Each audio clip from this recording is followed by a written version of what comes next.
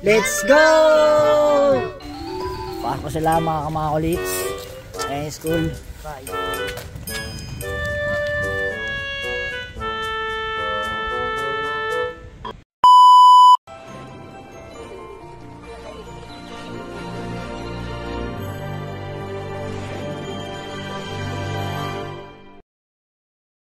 So yun, good morning mga kamakulits. Maulang maaga sa inyong lahat. Maulan ngayon dito sa Japan. At paghahatid ako sa mga bata ngayon sa school. Tapos silip tayo konti dun sa school nila sa paligid. Kung maganda ba. Tignan nyo kung ano itsura. Tapos kwento ko sa inyo kung magastos ba magpaaral ng bata dito sa Japan. Tara! Samahan nyo ako. Let's go! So yun mga kamakulits, naglalakad na kami papunta dun sa sasakyan. Kasama ko yung anak ko. Say hi to my vlog, Akira. Yun, sunduin natin yung dalawa kong pamangkin. Anak ng mga bayaw ko. Maulan ngayon dito. Libot tayo dun sa school nila.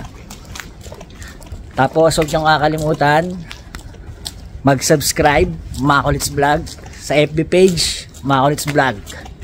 Thank you. Punta natin yung mga bata. Malamig ngayon tapos umuulan pa.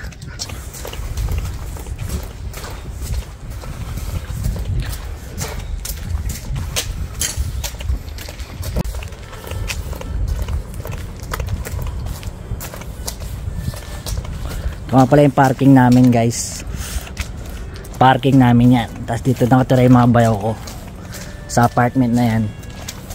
Yan. Pupuntahan lang ni Akira. Sabihin nandito na kami. Ayan ang isang bata. Papasak na. Saan sila Haru? Diyan na.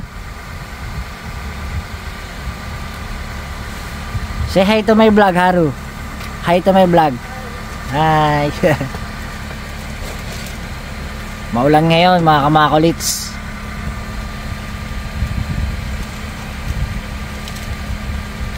Oh, say hi to my vlog, AJ.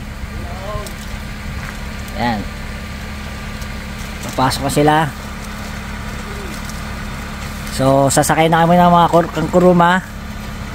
Just wait and talk a while. Let's go! Pasok ko sila mga kamakulits. Ayan school. Bye. So yun, pumasok sila mga kamakulits. Ito nga pala yung school nila. Yan. Ano to mga kamakulits? Public school to. Kaya mamaya pag-uusapan natin kung magastos ba magpaaral ng bata. Ayan ang pasokan dyan. Iba-iba ang grade na pasokan. Dito pasokan ng mga grade 4, grade 3. Doon naman banda doon, pasokan ng mga grade 6. Ayan. Tapos ito yung ano nila, parang gym. Dahil pumapasok na bata. Ayan. Tapos doon yung field. Doon ginaganap yung sports fest nila. Sports fest. Yun. So yun, tingin, libot tayo konti. Maulan kasi mga kamakuls eh. Long timing yung vlog, pero nandito na tayo eh. Sobrang lamig lang talaga. Yan. Yan pala ginaganap yung mga ano, yung mga event din, mga kanta-kantahan nila, ganun. Yan, ano yan, basketball court yan. Ayan, ayan, sa gilid. Yan. Itong field. Ito yung ano, dito ginaganap yon, mga palaro. Sports. Tawagin nyo sa Japan, Ondokai. Sports yun. Sports sila, nagpatakbuhan sila. Yan, luwag, mga kamakulits oh. Yan. Yan, dyan ginaganap yung mga kamakulits. Yun, kung matatanong nyo kung magastos ba yung yung pagpapaaral sa bata dito sa Japan, depende yun sa lugar mga kamakulits eh. Kung probinsya ba kayo o city. Pero base na lang tayo dun sa dito sa amin sa mga anak ko, kung magkano ba yung mga nagastos sa pag-aaral nila. Pero yung mga nakatira dito sa Japan na makakapanood nito, i-correct nyo ako kung may mali o may kulang. Salamat. Comment down below lang po yung mga nakatira dito sa Japan ha. Ito lang po ay base sa akin ha, sa aking pamilya, sa anak ko nag-aral. Kung magastos ba dito magpaaral ng mga bata. Ngayon sa akin po, simula sa bunso ko, itong nakaraan lang nag-enroll kami sa kindergarten. Ang nagastos po namin ay 12 lapad. Ang 12 lapad is 120,000 yen. So magkano sa Philippines yon? So sabihin natin isang lapad is 3.6. So 12 lapad times nyo sa 3.6, papalo rin ng 43,000 pesos mga kamakulits. Enroll pa lang yun ha. Iba pa yung monthly na na pangkain nila. Iba pa yung monthly, 3 lapad. Doon sa kindergarten yon. Dito naman sa sa Chuo, yung public school, sa public school walang tuition mga kamakulits, walang tuition diyan. Kaso yung pagkain nila dyan is 4,700 yen kada monthly. So parang mga lang yon mga kamakulits, mga 2,000 lang yon, 2,000 pesos ang monthly ng pagkain nila. So yun, ganon, medyo magastos din ang ang mahal kasi dito mga kamakulits. Ang mahal dito yung uniform. Lalo na kapag nag high school na sila, nako, mahal ng uniform. Parang simpresyo ng mga kwintas niya sa leeg, gold. Nye, di ba? Mahal. Kaya hindi rin basta-basta yung gastusin dito sa Japan. Ngayon, tatanungin nyo, may allowance naman sila. Doon naman tayo makakabawi. May mga allowance yan kada 4 months. May binibigay yung City Hall, yung government sa mga bata, allowance. Yon, nakakabawi tayo doon. Tsaka mga kamakulits kapag ka mga low income yung mga magulang, pwede rin yon. Pwede kayong mag-apply sa City Hall na low income at magbibigay sila ng child care benefits. Yon, tips lang yung mga kamakulits. Ganito dito sa Japan. Ayan dito mga kamakulits dito ginaganap yung mga takbuhan yan. Dito yan, palaro.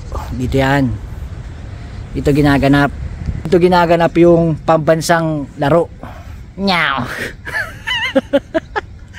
Olympic. Dito ginaganap yon. Ang tawagin pala Ondokai ha. So meron ditong guys, meron ditong malapit na playground. Kaso parang nakakatakot kasi yung katabi parang may temple Silipin natin. Medyo creepy kasi walang tao ngayon, umulan pa. Mamaya kaka-video ko may sumilip, di ba? So pero dito yon mga kamakulits. Tara, silipin natin yung playground. Tara. So yan mga kamakulits, silip tayo dito konti sa may playground na pagkatapos nila mag-school, dito sila nagpupunta, naglalaro. Baba muna tayo. Samoy is malamig mga kamakulits Samoy is malamig. Samoy.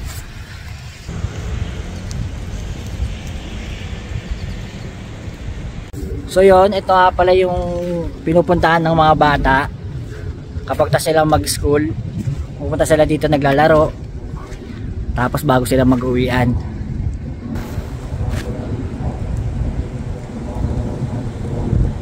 Dito minsan ito mga kamakulits, maganda tong puno na to kapag ka namulaklak yan, napakaganda niyan mga kamakulits. Kaso dito nakakatakot kasi may parang temple. Ayan kamakulits ang creepy, walang katao-tao. Yan, nakalock siya, bawal siya pumasok mga kamakulits.